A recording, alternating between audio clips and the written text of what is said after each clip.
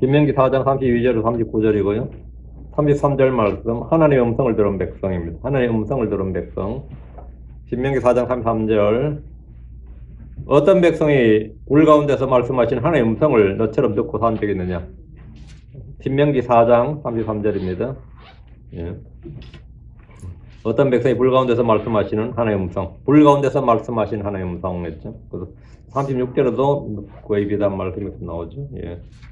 나는 불 가운데 나오는 그의 말씀을, 또 너는 불 가운데서 나오는 그의 말씀들을 들었느니라. 이제 하나님의 음성, 하나님의 말씀들을 들은 백성입니다. 잠깐 기도하고 시작합시다. 위대하시고 거룩한 주여 하나님 감사합니다. 하나님께 은혜 주셔서 이 시간도 주의 영을 충만케 하시고 주의 말씀, 주의 경이롭고 놀라운 말씀들 저에게 허락해 주십시오. 권능 있고 은혜로운 말씀들을 저희 마음속에 주셔서 또 주님께서 제가 계심을 위해서 잘 깨닫게 하시고 말씀 믿음과 잘 결합할 수 있도록 또 말씀을 마음에 담아둘 수 있도록 해주시옵소서. 말씀 흘러나가지 않도록 빠져나가지 않도록 주님께서 도우시고 또 빼앗기지 않도록 해주시고 좀 저희 마음을 먼저 좀 이렇게 좋은 맛이 되게 하셔서 이 말씀들이 30배, 60배, 100배 다 열매 맺는 그런 말씀들이 되도록 도와주십시오. 아버지 하나님 주의 천들 함께 모이는 모든 혼들 복 주시고 주의 영이 충만한 시간이 되도록 도와주십시오. 아버지 하나님께서 복을 주시고 은혜가 넘치고 주의 평강이 넘치고 또 주의 기쁨이 넘치는 그런 시간 허락해 주시옵소서. 아버지 하나님 모든 말씀들이 녹아지고 혼내게 일하는 그런 체험들을 갖게 해 주십시오. 감사드립니다. 승기도합니다. 아멘. 예. 오늘 공부할 말씀은 하나님의 음성을 들은 백성, 하나님의 음성을 들은 백성입니다. 이스라엘은 출애굽 후에 시내산에 도착했습니다. 그들은 거기서 주님을 직접 만났습니다. 하나님을 직접 만났습니다. 하나님은 하늘에서 친히 시내산으로 내려오셨습니다. 하나님께서 이전에도 주의 천사의 모습으로 이 땅에 내려오신 적이 있지만 이런 식으로 친히 영광 중에 자신을 드러내신 적이 없습니다. 하나님 주의 천사나 군대 대장의 모습으로 오시지 않고 이렇게 친히 이 땅에 강림하신 것은 출애굽한 백성들에게 주의 음성을 듣게 하고 그들로 하여금 모세를 믿게 하려 함이었습니다. 출애굽기 19장 9절에 그리고 주께서 모세에게 말씀하셨더라. 보라 내가 짙은 구름 가운데서 내게 왔노라. 이런 내가 너와 말할 때 백성이 듣게 하려 하며 또 영원히 너를 믿게 하려 함이니라. 이에 모세가 백성의 말들을 주께 말하였더라. 이건 내려온 목적이 뭐냐면 백성이 듣게 하려 하며 하나님 이스라엘 회중이 듣게 하는 것, 주의 말씀을 듣게 하는 거고 또 영원히 너를 믿게 하려 함이니라. 이거 뭐냐면 모세오경이 주의 말씀이다 이거예요. 모세율법이 주의 말씀인 것을 영원히 믿게 한다 이거죠. 이 세대뿐만 아니라 모세오경, 모세를 통해 주어진 주의 말씀은 이건 진짜 문자들 주의 법, 주의 말씀이다. 이것을 영원히 믿게 한다 이거예요. 이에 모세가 백성의 말들을 주께 말하였더라. 주께서 짙은 구름 가운데서 모세에게 왔습니다. 출애굽기 19장 16절에 19절인데 그리고 셋째 날에 아침에 이런 일이 있었으니 천둥과 번개와 짙은 구름이 산 위에 있었고 나팔 소리가 심히 컸더라. 그래야 이 진영에 있던 모든 백성이 떨었더라. 그리고 모세가 하나님과 만나려고 백성을 데리고 진영 밖으로 나와 그들이 상기석에 섰더라. 그리고 시내산이 온통 연기로 휩싸였으니 이는 주께서 불 가운데서 그 위로 내려오셨기 때문이더라.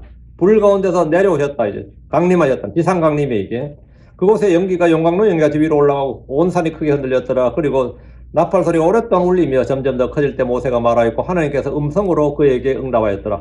이걸 백성들이 다 들었다는 거예요.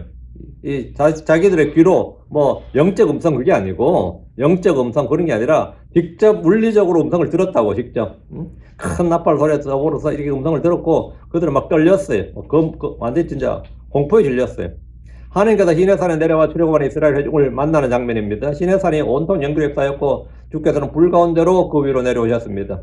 백성들은 연기가 용광로 연기같이 위로 올라가는 것과 온 산이 크게 흔들리는 걸 보았습니다. 나팔 소리가 오랫동안 울리고 점점 커지는 걸 들었는데 나팔 소리, 천둥 소리 이건 주의 음성이에요. 많은 물소리. 성경에서 주의 음성하면 세 가지가 나오는데 나팔 소리, 천둥 소리, 많은 물소리예요.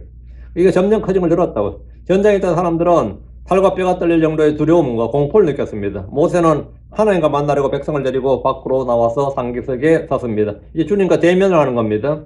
그들은 자기들의 귀로 주의 음성을 들었습니다. 주께서는 시내산 위에 꼭대기에 내려오셨습니다. 그리고 모세를 그리로 부르셨습니다. 주께서는 회중들에게 이런 모습을 보이시고 친히 불 가운데서 말씀하신 것은 그들이 주를 믿게 하고 두려움 가운데 있게 하려는 겁니다.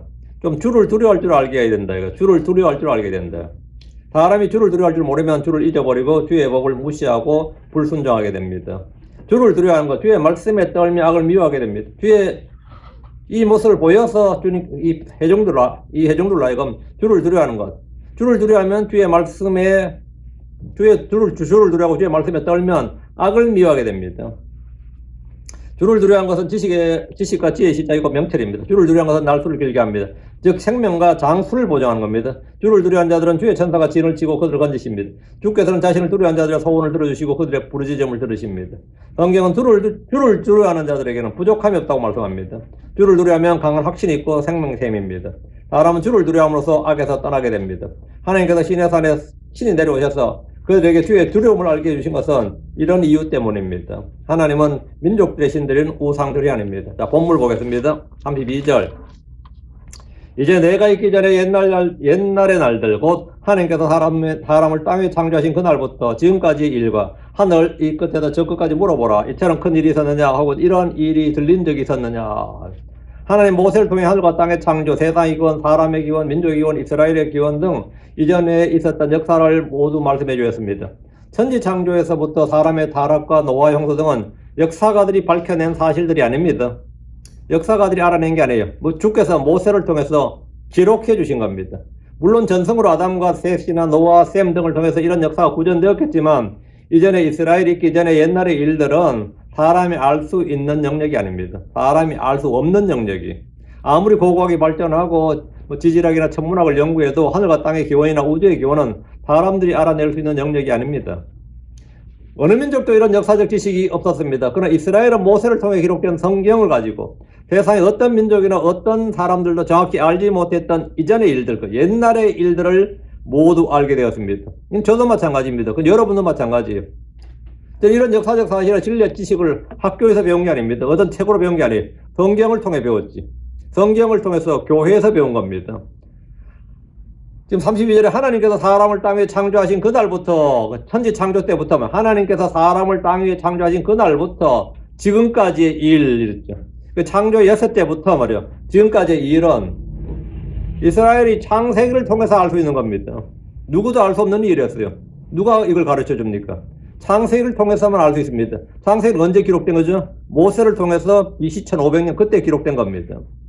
모세는 이스라엘 이전에 있었던 몇천 년의 역사를 미리 기록해 준 겁니다. 이스라엘 역사 이전에 몇천 년을 기록한 거죠. 몇천 년을 기록한 겁니다. 하나님께서 사람을 창조하신 그날은 대략 기원전 4000년 전의 일입니다. 아브라함이 기원전 2000년경의 인물이고 출애굽의 사건이 기원전 1500년경의 인물입니다. 모세가 나올 때 우리가 아브라함인데 모세와 아브라함 사이의 연도가 500년이었다. 이 말은 뭐냐면 지금 현재 우리가 모세 시절이라면 태조 이성계 이야기예요. 응?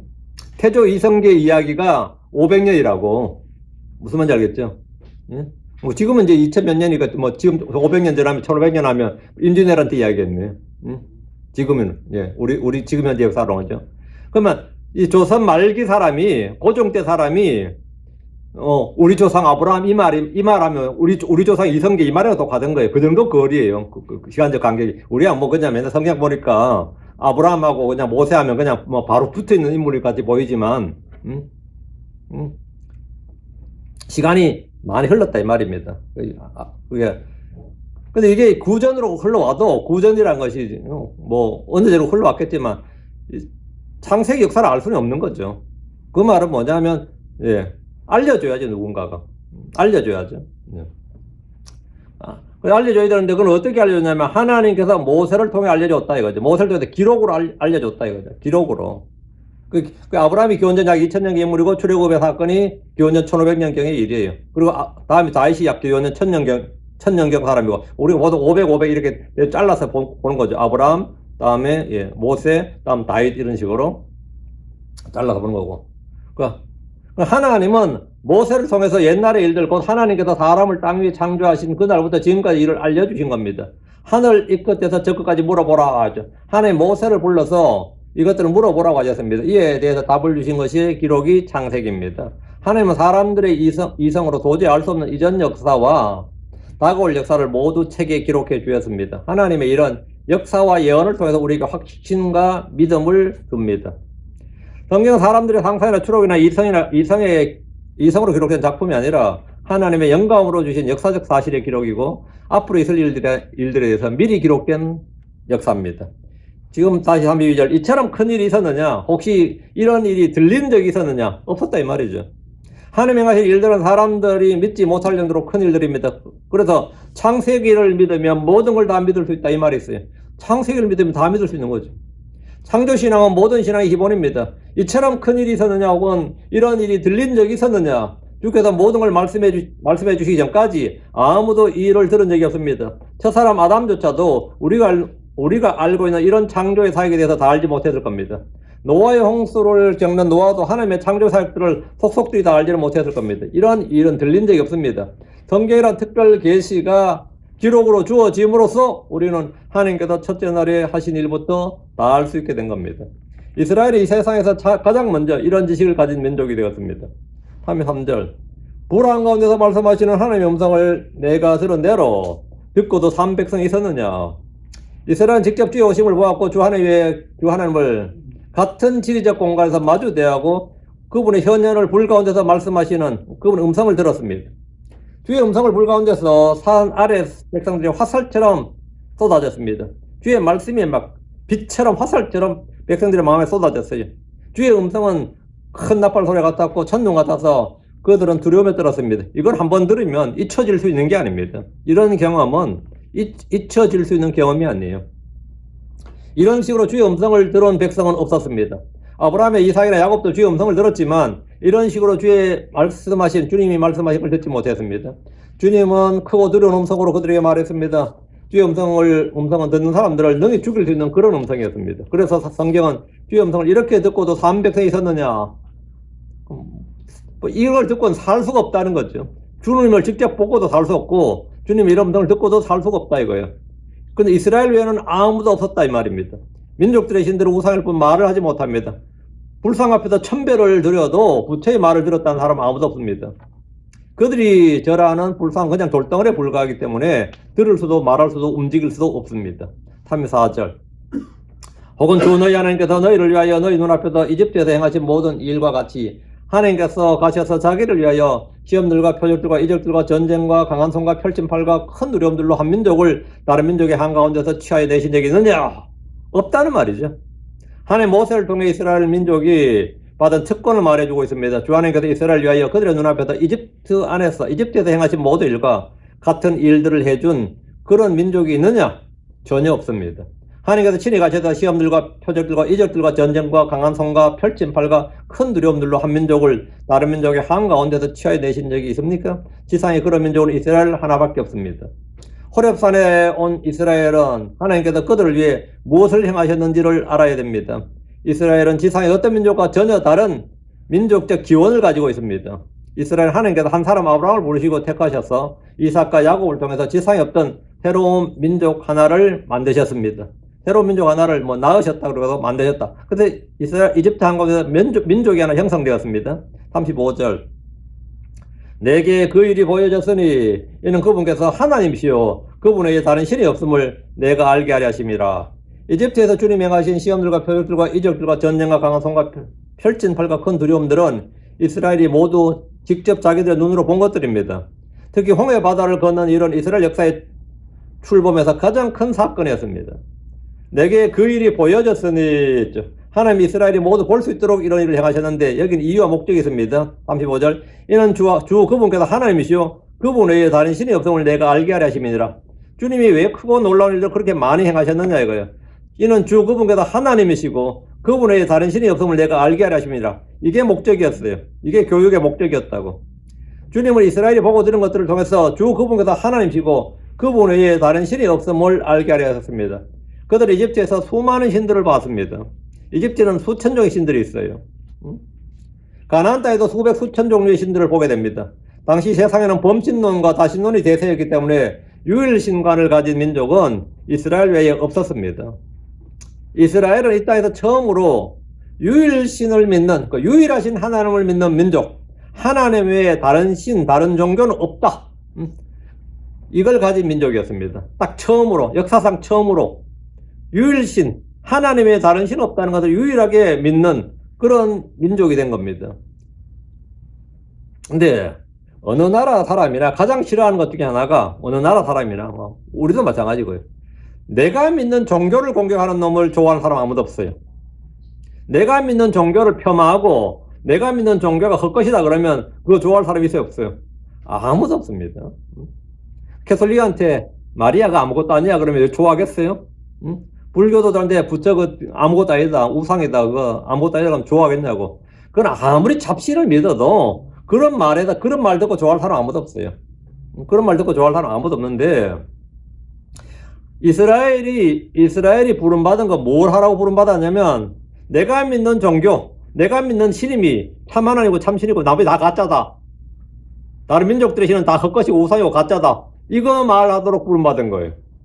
그럼 이스라엘 좋아하겠어요, 싫어하겠어요, 다들? 다 싫어하죠. 내가 믿는 종교를 존중해주지 않는데 누가 좋아하겠냐고.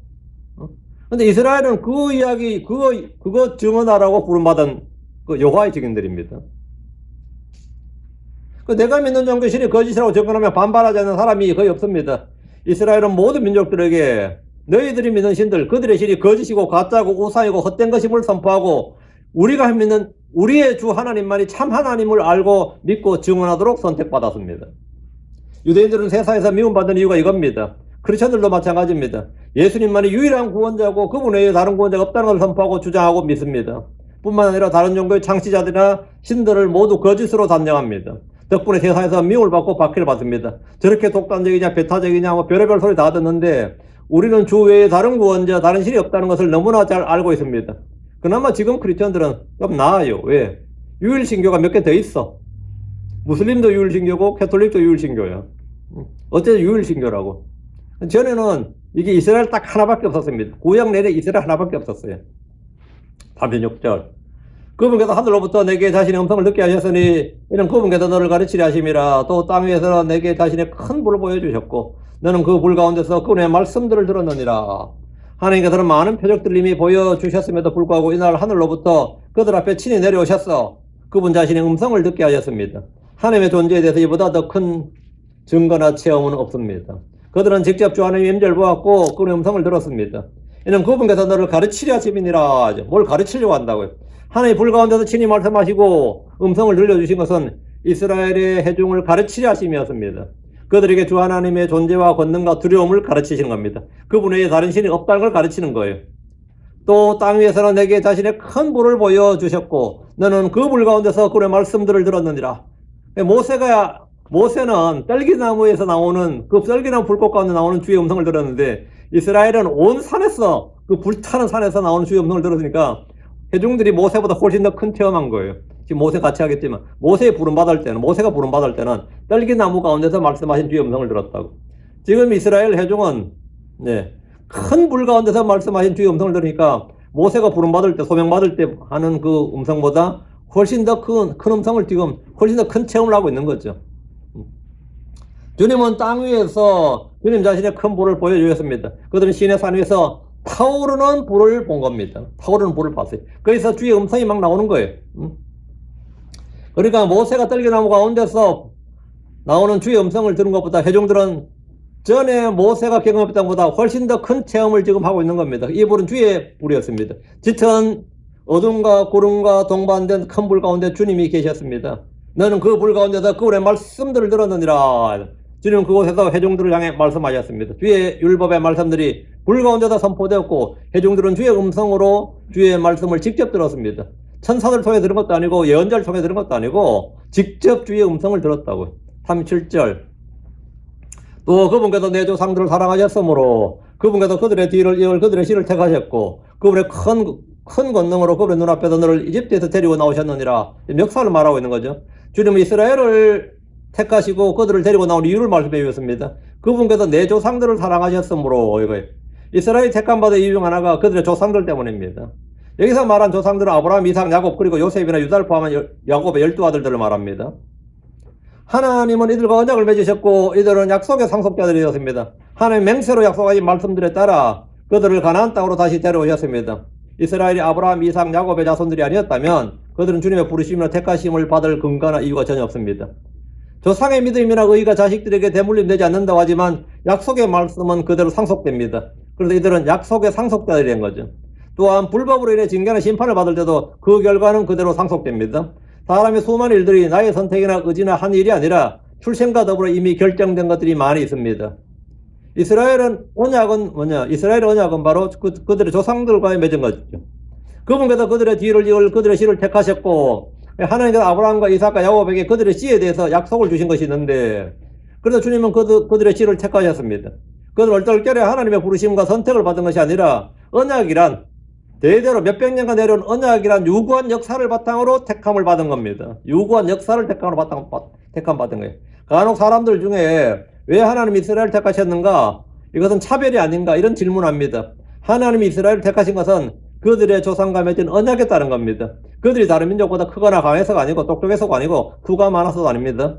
그들이 찬란한 문명을 가졌던 것도 아니고 사람들이 너무 좋아서 이스라엘 사람이 품성이 너무 좋아 그런 것도 아니고 이스라엘은 완악한 백성이었습니다. 세상 어느 민족보다도 목이 곧은 백성이었다고. 그들이 약속의 상속자들이기 때문에 택함을 받은 겁니다. 다시 37절. 그분의 큰 권능으로 그분의 눈앞에서 너를 이집트에서 데리고 나오셨느니라. 하나님께서 이집트에서 종살이를 하던 이스라엘을 그분의 큰 권능으로 그분의 눈앞에서 이집트에서 데리고 나오셨습니다. 만약 이집트가 이스라엘을 괴롭히지 않고 같은 시민으로 동등하게 대했다면 그들이 이집트를 떠날 마음이 없었을 겁니다. 왜 떠나겠어요? 이집트가 이스라엘을 같은 시민권 주고 같은 시민으로 같이 공존해 버렸으면 이스라엘이 이집트를 떠날 일이 없죠. 아무리 모세가 나와서 가자 해도 니나 가라 그러지. 니나 가라 그러겠지. 뭐 하려고 나오겠어요.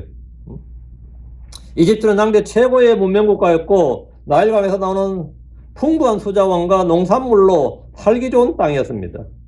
그러나 이집트는 이스라엘을 종으로 삼아서 학대했습니다. 그들은 죽게 부르짖었고 하나님은 그들을 이집트에서 데리고 나오셨습니다. 38절.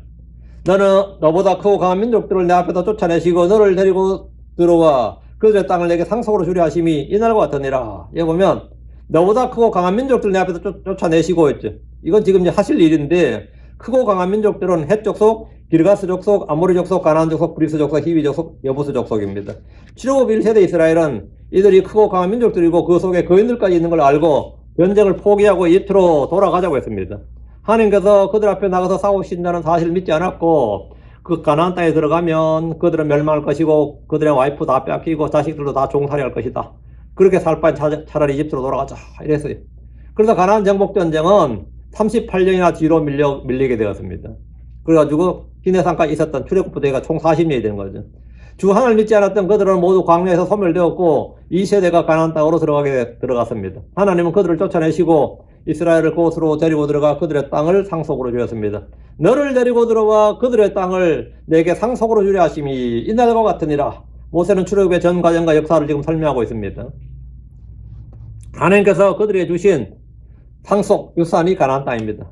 한국 사람들에게 상속이란 말은 죽은 자가 남겨둔 재산, 일자 유산이죠. 유산이라는 뜻이네. 사실 남겨둔 건 다 유산이죠, 사실.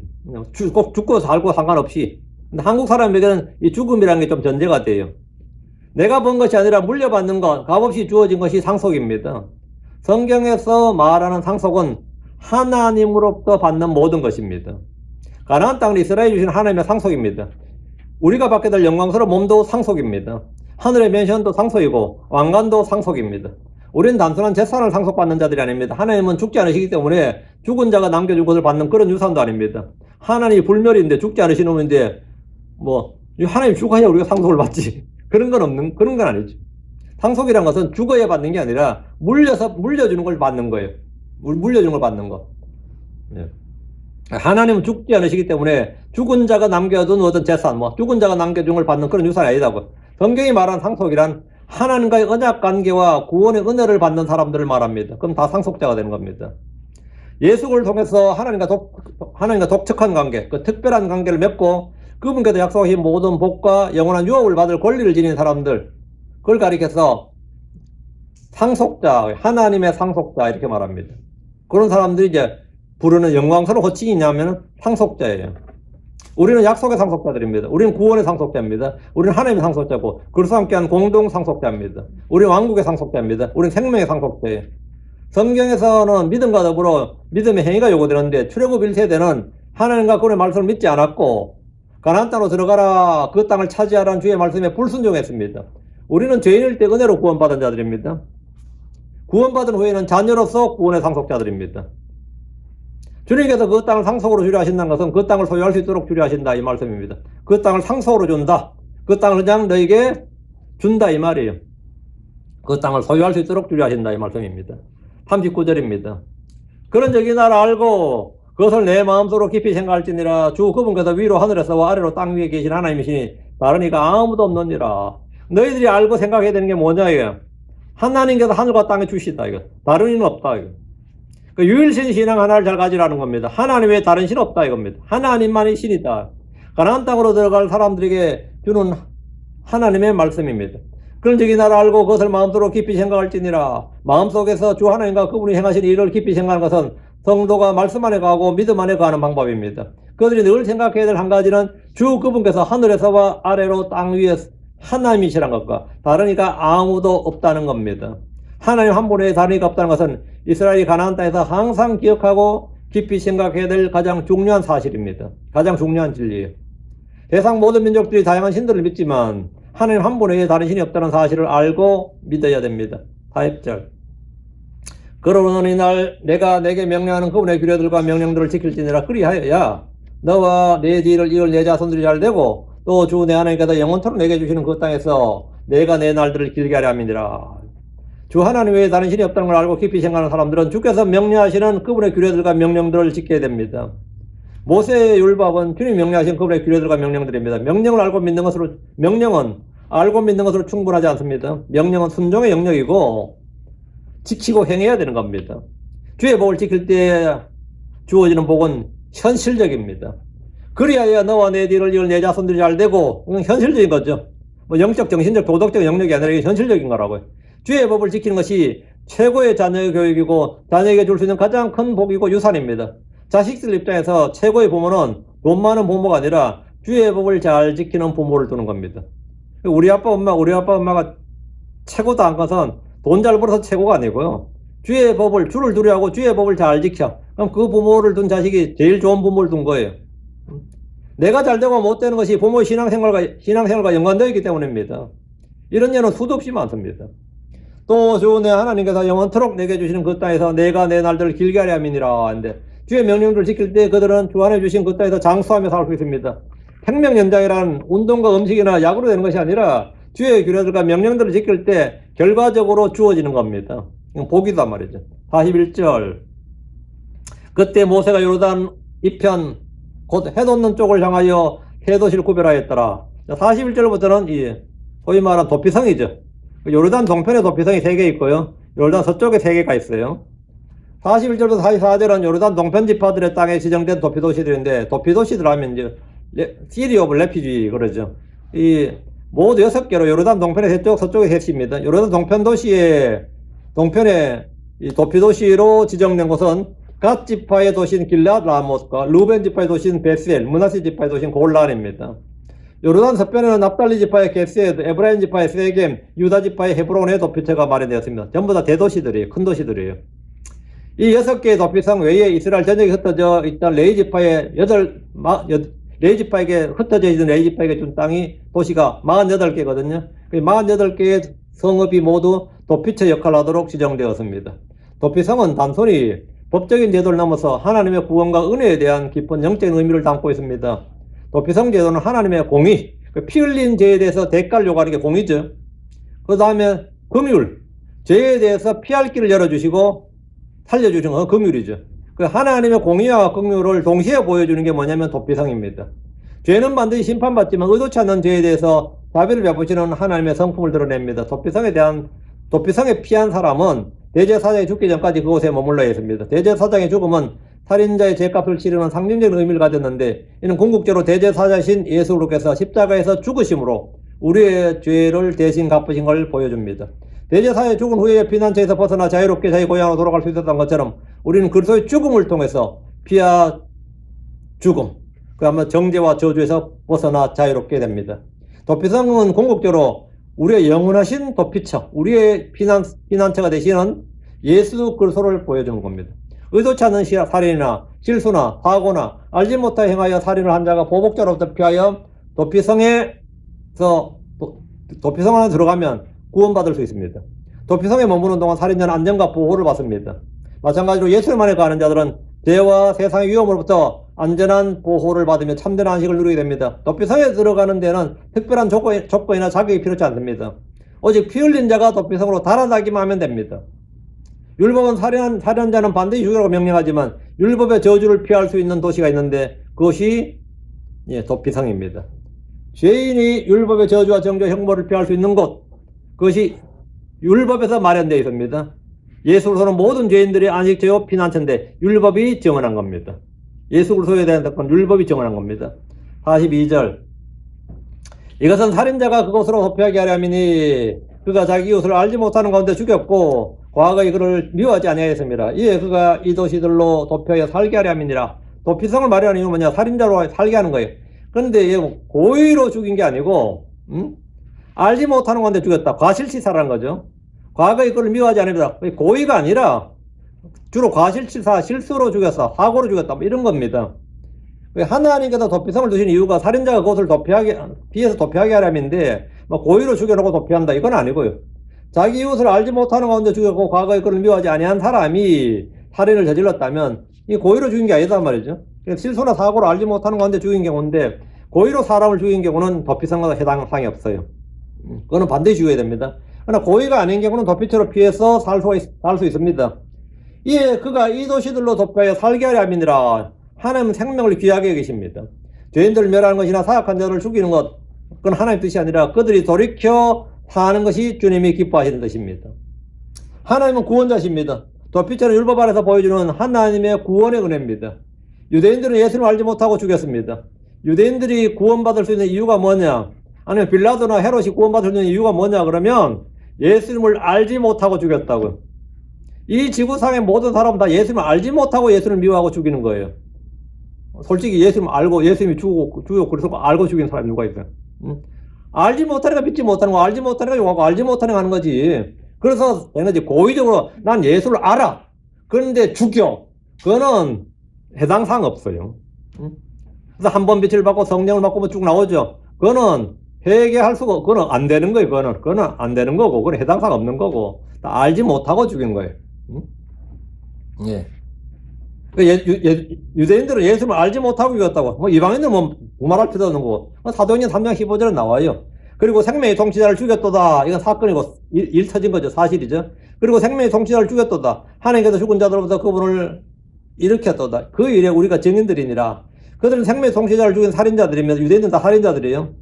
뭐 빌라도도 이방인도 다 살인자죠. 그런데 이들이 용서를 받을 수 있는 것은 알지 못하고 행한 일이었다고. 3장 17절. 그리고 이제 형제들아 너희의 지리자들이 한 것처럼 너희도 알지 못하여 그렇게 행한 줄을 아노라. 너희가 알지 못하여 그렇게 행한 줄 아노라. 그러니까 예수 믿으면 구원받는 겁니다. 고린도전서 2장 8절. 이제는 이 세상 통치자를 중에서 아무도 알지 못하였으니 이는 그들이 그것을 알았더라면 그들의 영광의 주를 십자가에 못 박지 아니하였을 것이기 때문이라. 알았더라면 당연히 안 죽였지. 알았더라면. 모르고 했다 이거예요. 그래서 모르고 했기 때문에 그들은 뭐다? 구원받을 수 있다 이 말이죠. 예수를 알지 못하고 죽였기 때문에 그들 율법의 정죄나 저주에서 용서받을 수 있는 겁니다. 43절. 즉 루벤 지파에 속한 평야 지방의 광야에 있는 베셀과 갓 지파에 속한 길앗에 있는 라못과 길앗 라못 또는 뭐 라못 길앗 부르는 그 길앗에 있는 라못 이 말입니다. 므낫세 지파에 속한 바산에 있는 골란이니라. 바산에 있는 골란이니라. 이 세 곳이 이제 요르단 동편, 요르단강 동편 지역에 있는 그 도피성이에요. 그 요르단 동편에 있는 이제 세 개의 도피 도시들인데 주님이 정하신 곳인데 이 도시들은 주께서 직접 지정해둔 그 북부, 중부, 남부죠. 각 지역에 하나씩 언제나 달려갈 수 있도록. 44절. 그리고 이것은 모세가 이스라엘 자손들 앞에 둔 율법이니라. 그리고 이것은 할 때 모세 율법은 말이죠.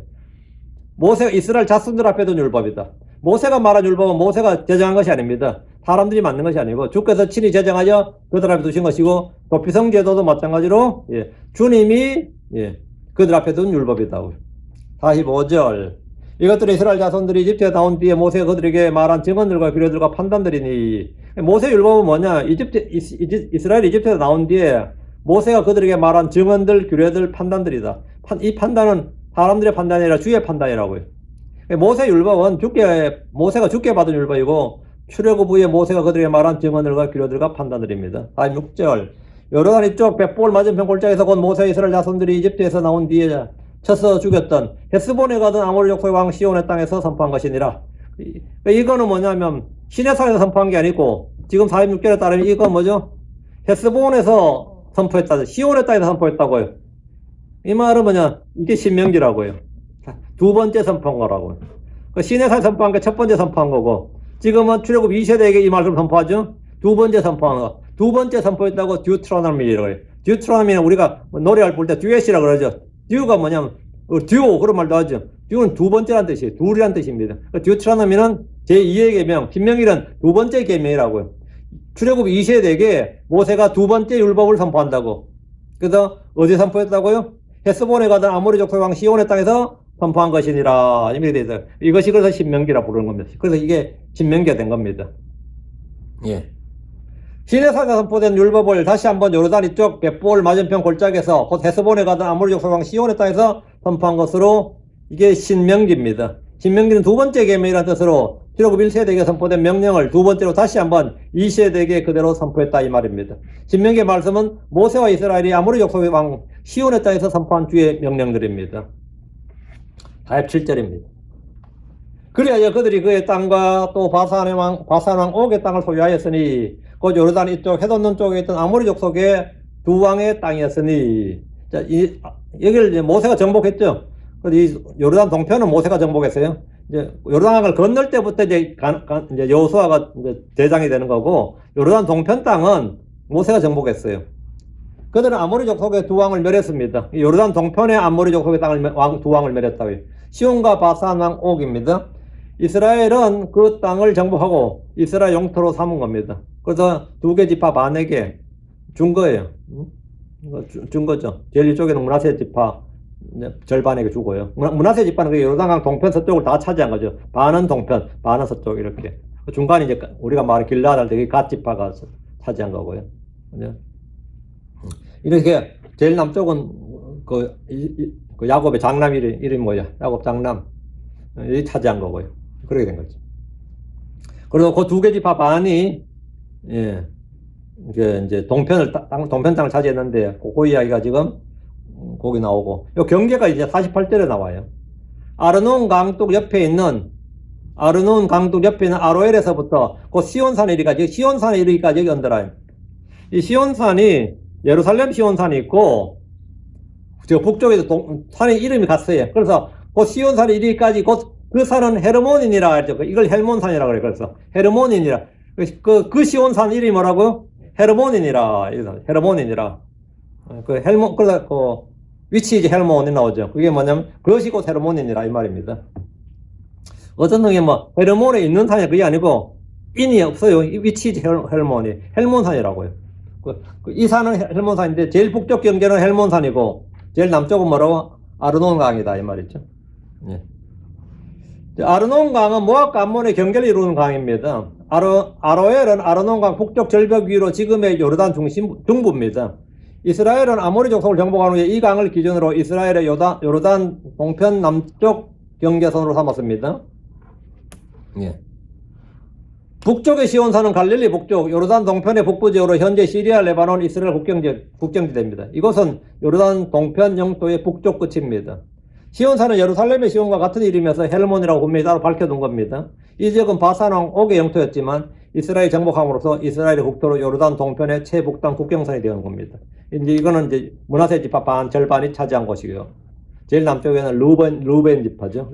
아로엘은 이제 루벤 지파의 그 경계선이 되는 거고, 중간에 이제 갓 지파가 되는 거고, 이래 됐죠. 그래서 이들이 이제 그 땅을 이제 이스라엘 영토로 확정이 됐고요, 49절. 그리고 요르단 이편 그 동쪽에 있는 온 평야와 평야의 바다에까지, 즉 비스가셈 아래까지니라. 헤르몬산에서부터 아카바만의 홍해까지 이르는 요르단 동편 땅 전부를 말한 겁니다. 비스가셈은 특정 샘을 가리키는 말이 아니고 비스가산 아래 지역에 있는 지리적 표현입니다. 비스가산 아래 있는 지역을 전부 다 비스가셈이라고 하는데 비스가셈 아래까지란 말은 모세가 가나안 땅을 조망했던 비스가산, 느보산이라고 해요. 다른 말, 느보산. 그 경계 아래 평원 지역을 지칭하는 말인데 이스라엘이 정복한 땅의 지리적 범위를 나타내는 말입니다. 이까지는 전부 다 이스라엘 땅이다.